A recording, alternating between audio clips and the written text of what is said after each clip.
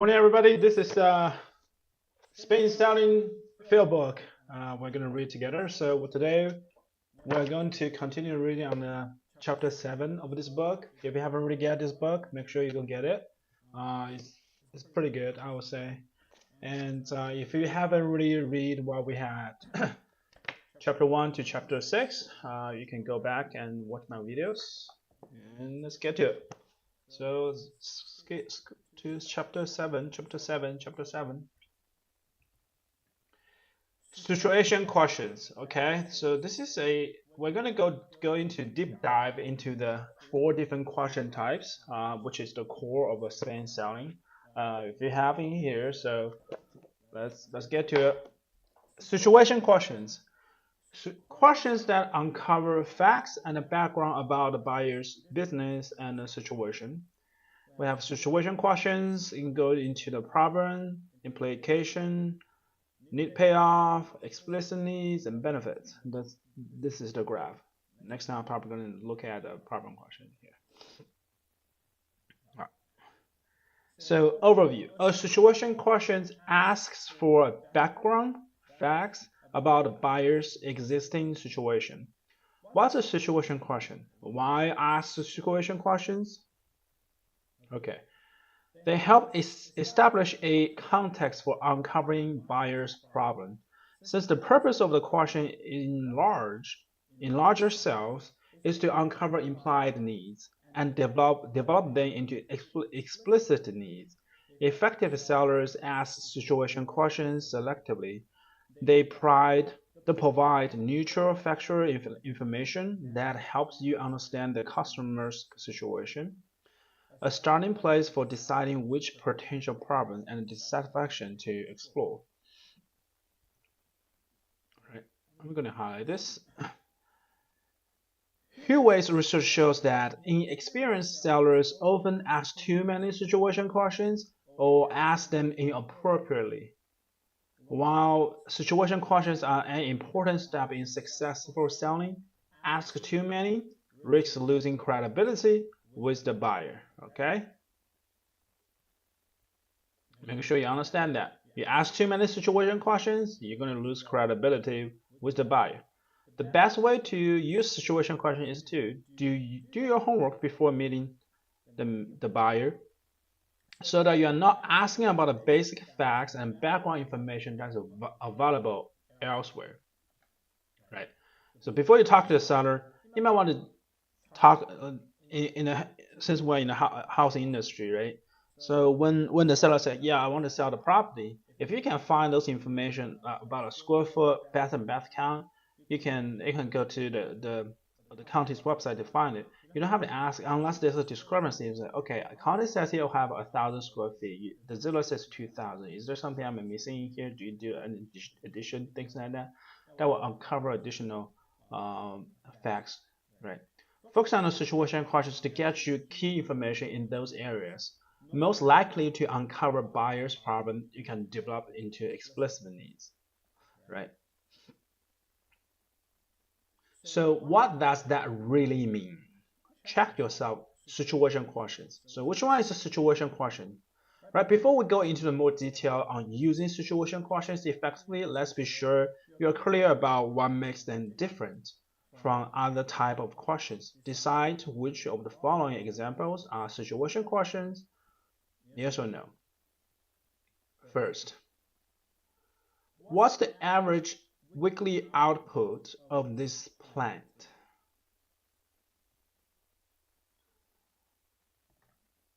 That's a situation question. That's a yes, I think. This should be yes. This is a situation question. How much inventory do you stock on the site? This is a situation question. This is asking the facts. Do you have problems with the back orders on any items? No, this is asking the facts. Or are you concerned about something? Maybe a problem question. Are you happy with your replenishment system? No, that's a problem question. Am I right in thinking that you are starting to meet heavy competition from small subcontractors? Am I right in thinking that that may be a situation question? Yes, you're asking a fact. When do you first notice the increase in usage of the bell machine? Okay, that's yes. That's a situation question. Are you worried that the increased usage might raise your maintenance cost? So this is a problem question. You can see that, are you dissatisfied? Are you worried about it? Are you concerned? Is that a problem? That's a that's a problem question. Has the number of employees who have switched benefit plans met your original projection? Is that yes or no question? What's that mean? Do you care about it? Right. So we got, I don't know what you got. I got yes, yes, no, no, yes, yes, no, yes, yes. Right? Yes, yes, no, no, yes, yes, no, yes. Great. Looks like this one has the most. Number 7. Are you worried that the increased usage might raise your maintenance cost? The answer is no. This question probes for concern that the buyer may have. Are you worried regarding the increased workload? So this is a problem question, but it's a tricky one. If the customer had already stated that the increased workload was a problem, then this will be an implication question, asking about the effect of the workload problem on the maintenance of cost. Right? Using the situation question effectively. After you have done your homework to get the basic information about the potential buyer's business, it's important to implement the situation questions you are asked during the fact meeting, face-to-face meeting. How many employees? How old is your equipment? Who is your supplier? No, it's too much. Don't be a prosecutor, be a problem solver. Don't be a prosecutor, be a problem solver. Okay, this is important. Let's highlight that. Two main considerations for asking situation questions. What are the two main considerations for asking the situation question? Selecting the situation question so that you limit the number you will ask and still obtain information you need. Selecting. Phrase your situation questions so that they help the buyer see you as a problem solver rather than a prosecutor. How do you do that? Right. Selecting appropriate situation questions. Focusing your situation questions prevents you from overloading your buyers with questions that might benefit you but bore them. Okay, situation question only benefits you and you only, because the buyer already know their own situation, and it might even cause you to lose the sale at the beginning of the investigating stage. The best way to avoid asking unnecessary situation questions is to be sure each question you ask has a clear purpose. Ask questions that are related to a problem you believe a potential buyer may have that your product or service can solve.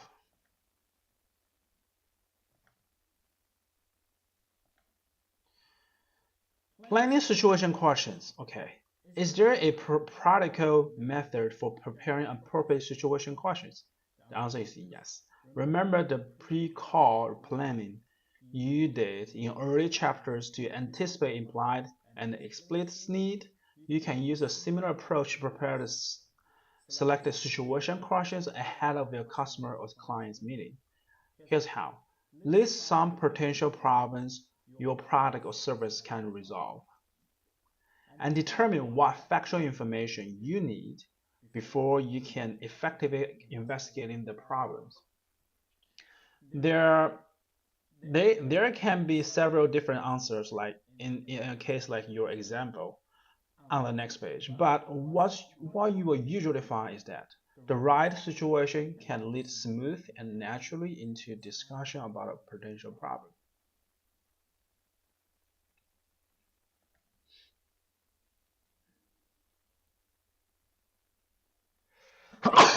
Excuse me. You will need several situation questions before you have enough background to investigate a problem area. Okay, so you probably get what got you into, so that might be a problem or situation questions. Example, product services. Customer, which is a VP of the logistic. All right. One potential buyer problem that you could solve in sufficient storage capacity. Okay. Situation, information needed before investigating problem. Situation questions to ask: what kind of storage retrie- what kind of storage retrieval system is now used? Wholesale. How many different kinds of goods are stored?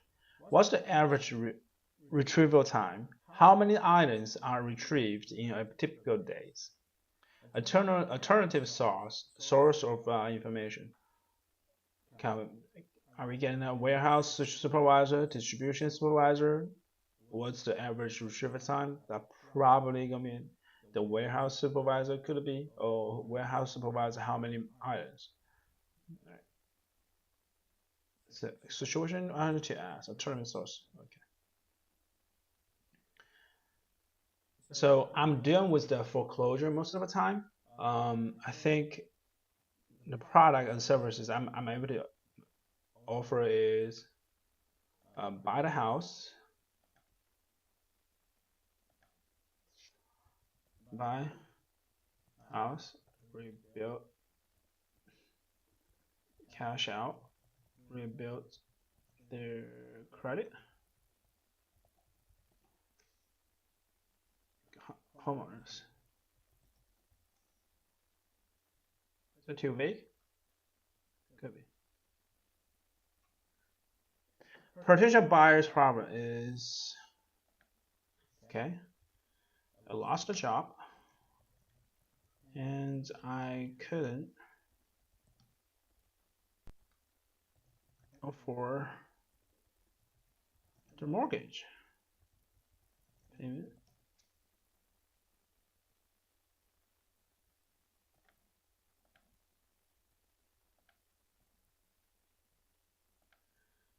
So the subscription question I'm probably going to ask is, how much is your monthly payment?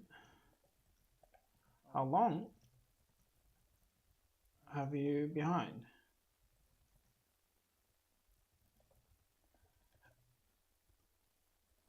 What's the total amount needed to bring the loan current?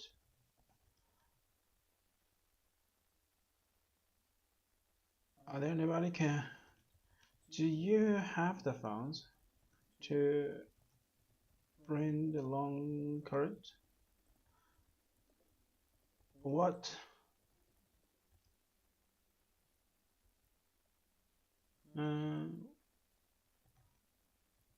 How much do you owe? Do you want to walk away from the sale? Alternative source. This cannot be reasonably found, so probably needs to. I can go to the prop string, maybe.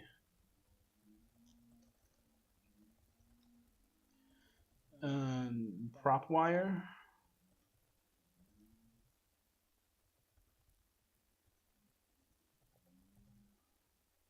PROP, prop wire. I don't know, maybe batch needs. This leasing source company may have the mortgage information. Otherwise, I don't know, maybe title company. I don't think they will provide to you. Could have the information. Okay.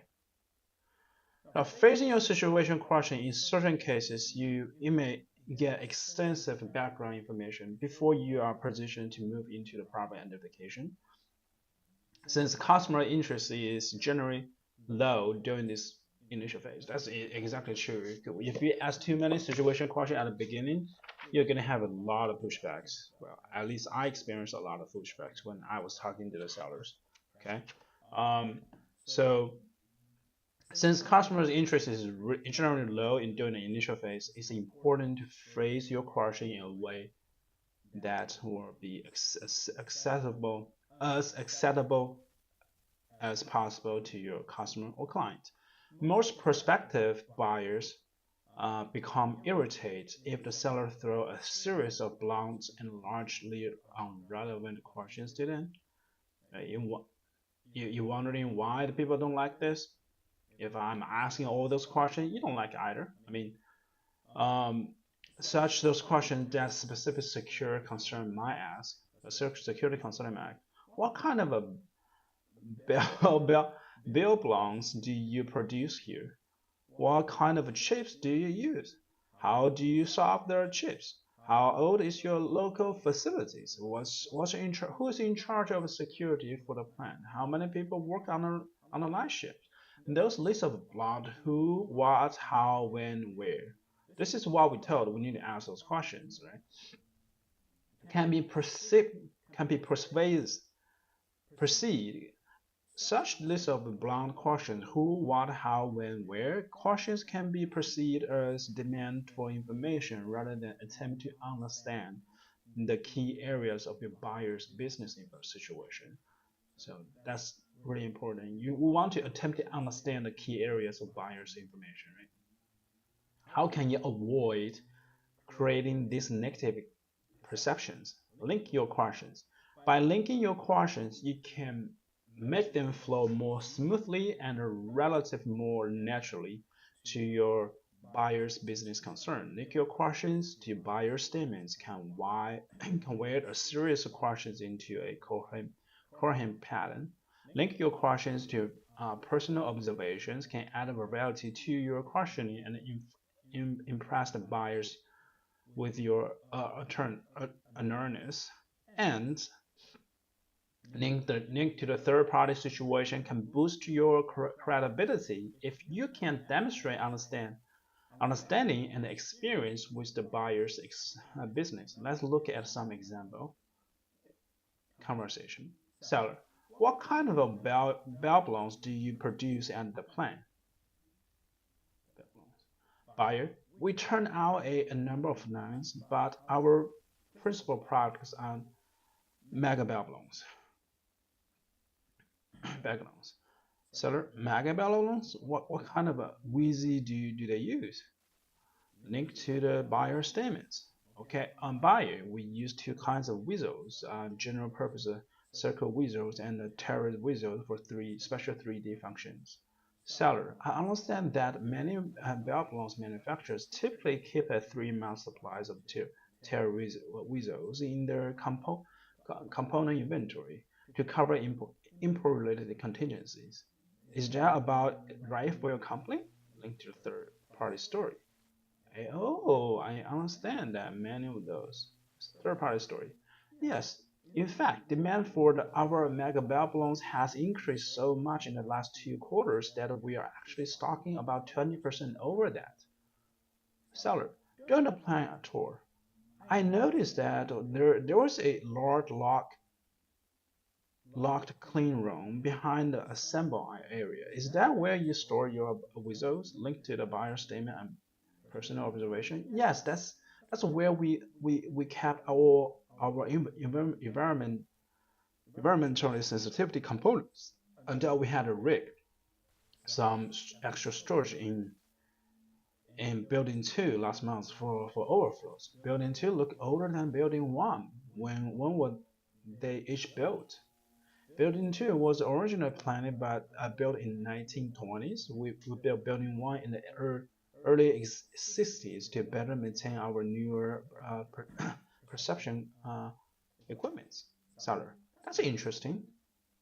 Current with current tariff whistles price ranging lately between 60 to 70 each, and your increased component stock level, it sounds like your inventory exposure might be much higher than usual. Is that case? Is that the case? Yes, that's now a worry to your finance as well as our security manager. Now there's implied need. When to ask situation questions. The most common problem with a situation question is not that a seller don't ask them, but they ask them indiscriminatorily.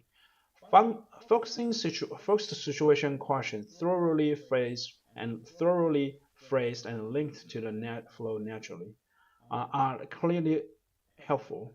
Knowing when knowing when to ask situation question by identifying high risk and low risk area is another key to use them effectively. What's the high risk and low risk area?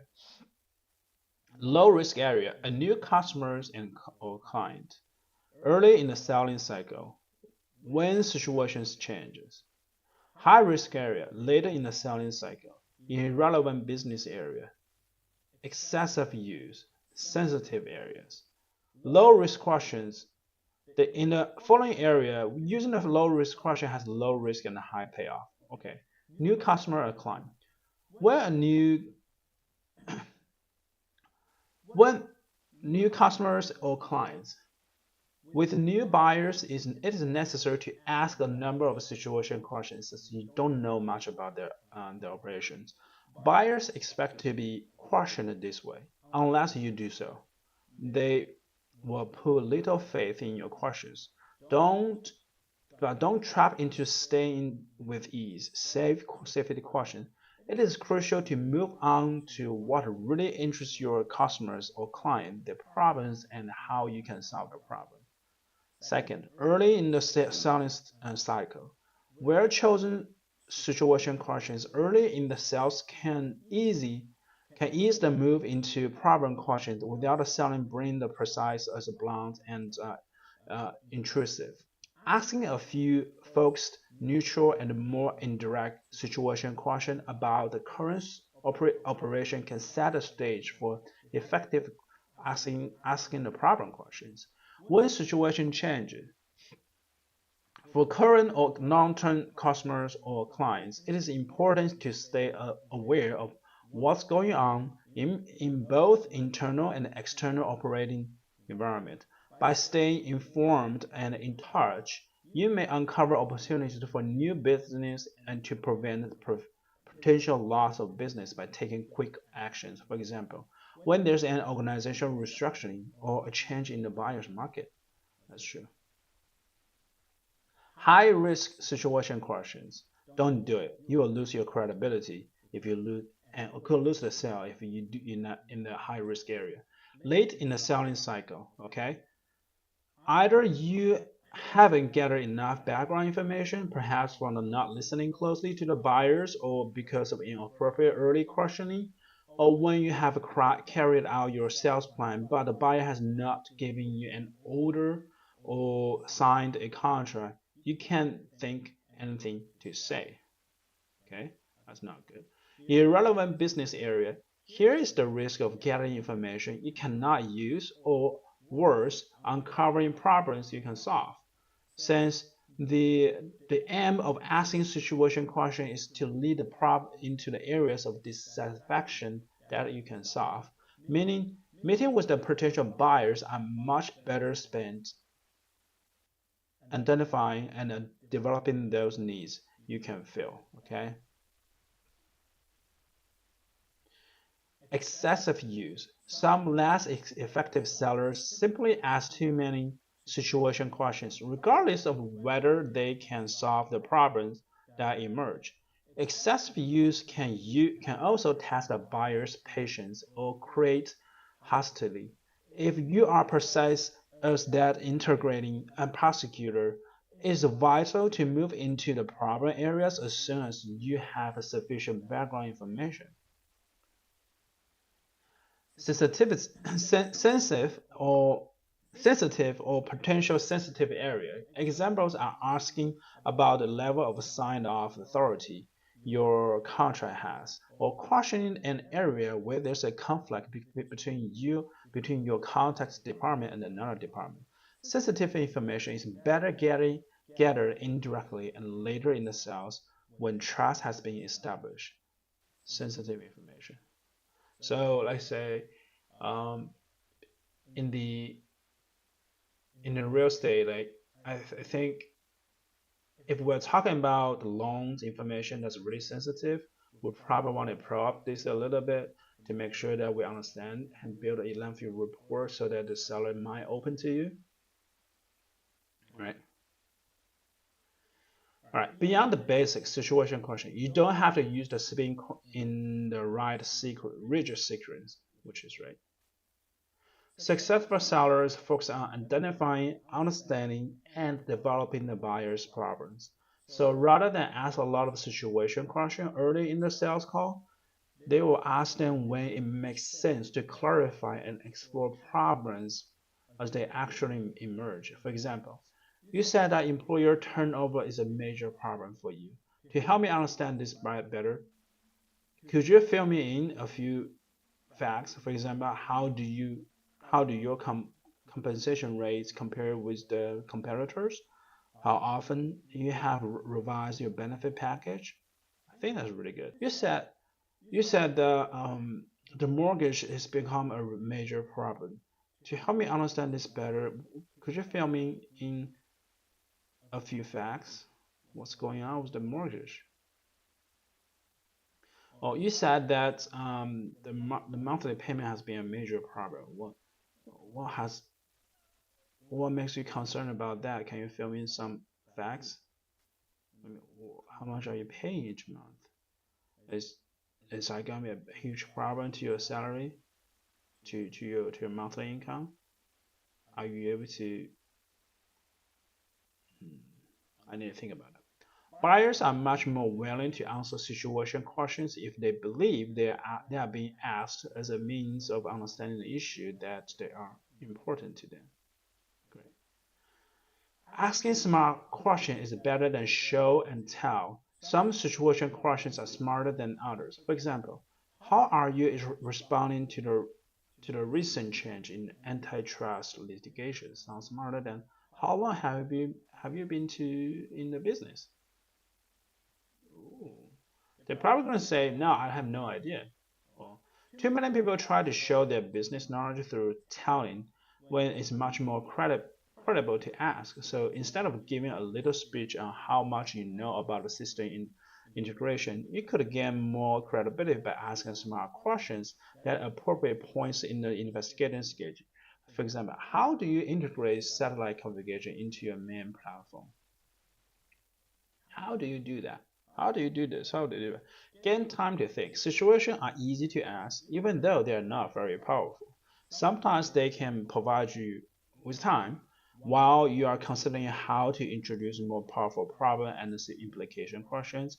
Experienced sellers usually have a number of situation questions they can ask in order to give themselves some breathing room or thinking time to plan problem questions and implication questions related to the business that are emerging. So, summary check. Situation questions.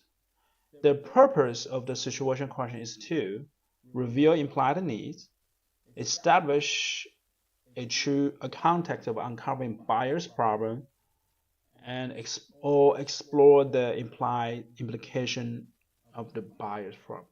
I think the first one is true. I'm going to add my tags in here. I think this one is true. Oops.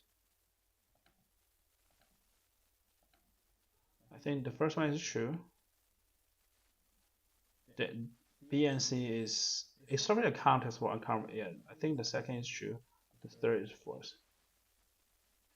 Which of those situations? Which of these are situation questions? How many? Yes, that's true. The situation question. How many trucks operate out of this depot?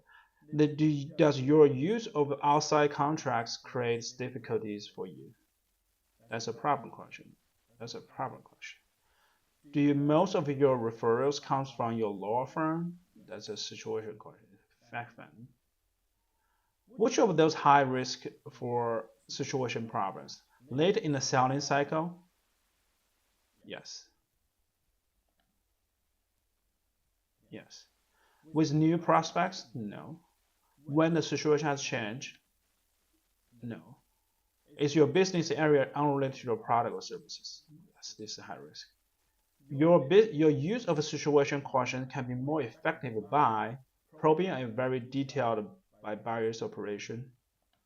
Yes. You can link and focus on questions area that might have relevant. Yes. So the first one is no actually. Link The first one, probing every detail of your buyer's operation. That's too much. Link your problems, link your questions to the buyer statement. That's correct. Focusing your questions in the areas that might reveal problems you could solve for your buyers. All right, let's go check out the result.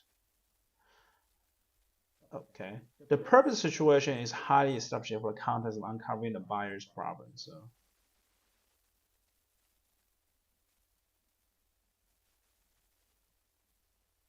So okay, this one is wrong.